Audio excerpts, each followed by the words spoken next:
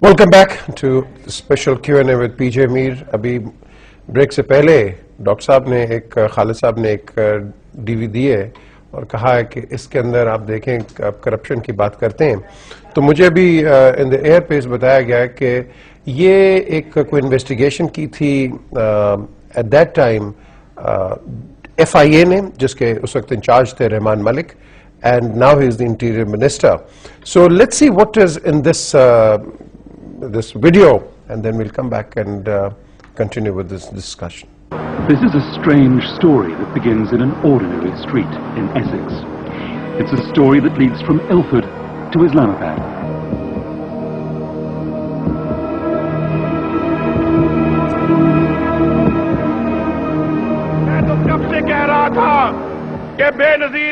Nawaz Sharif's first run for Prime Minister was in 1990, though national controversy has dogged his political career. He and party colleagues are said to have been paid money from a state bank for their campaigns. Alleged that military intelligence agents working for him gave them briefcases of cash. In the original affidavit submitted to the court, the intelligence officer who allegedly acted as the go-between listed Nawaz Sharif as having received 3.5 million rupees, about 7 to seek to decide this because this issue is before the Supreme Court of Pakistan. And Sharif family business, called the Ittifaq Group, grew from humble origins to become one of the country's largest enterprises. It was originally Sharif family mills are now almost derelict. At the start of the 90s, they prospered. But then as farcical as they were illegal. And put before the court were allegations that the family, having moved money out of Pakistan in the good times, were now bringing it back when they needed it.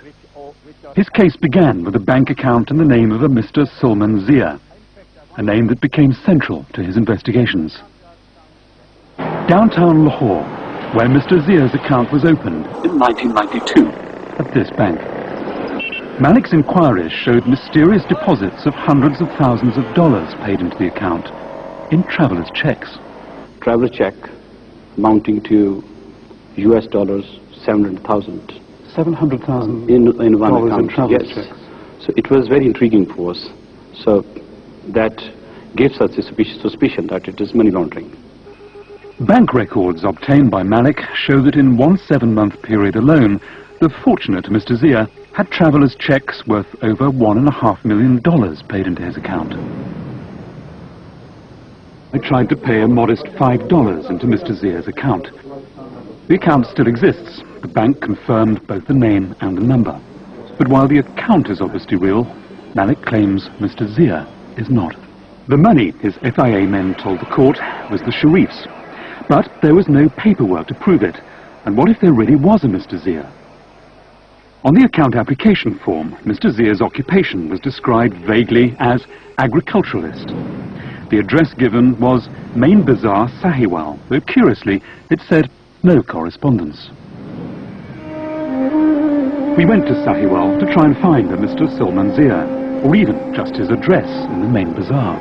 भाई जब वो main बाजार का नाम नहीं साथ बाजार का नाम होगा ना जैसे पाकपतन मेन बाजार पाकपतन बाजार साथ बाजार का नाम भी बताया जाए फिर पता चलेगा इस तरह मेन बाजार कोई नहीं है शहर में Salman Zia is a fake man. He doesn't exist. The trail led to London. Malik claimed that millions of dollars issued from the Zia and other fake accounts had been paid into accounts opened back in Pakistan in the names of a London family, a family called the Kazis.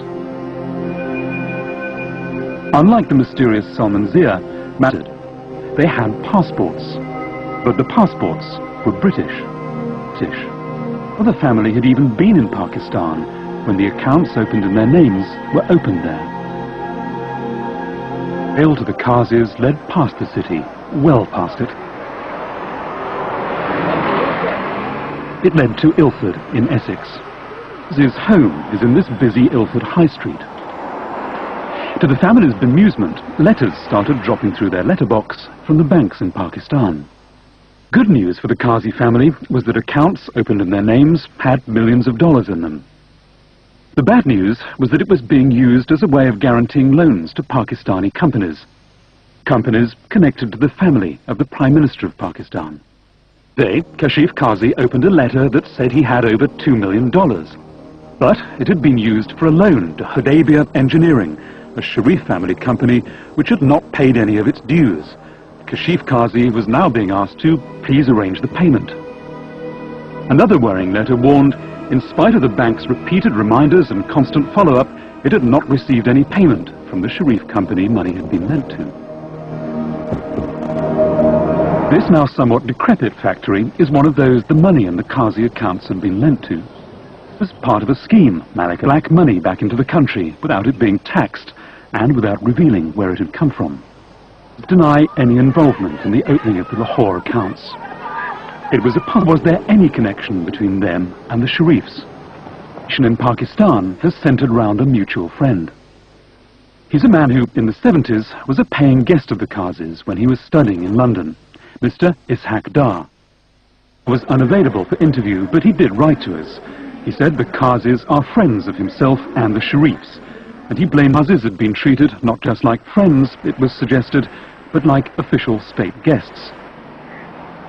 The story of the Zia and Kazi accounts was the basis of the cases the FIA brought against senior members of the Sharif family. They were accused of using fake accounts to bring black money back into the country and avoid paying tax. The court was told of a tax case in which directors of a Sharif company were said to have opened accounts in a dubious manner to whiten the black money.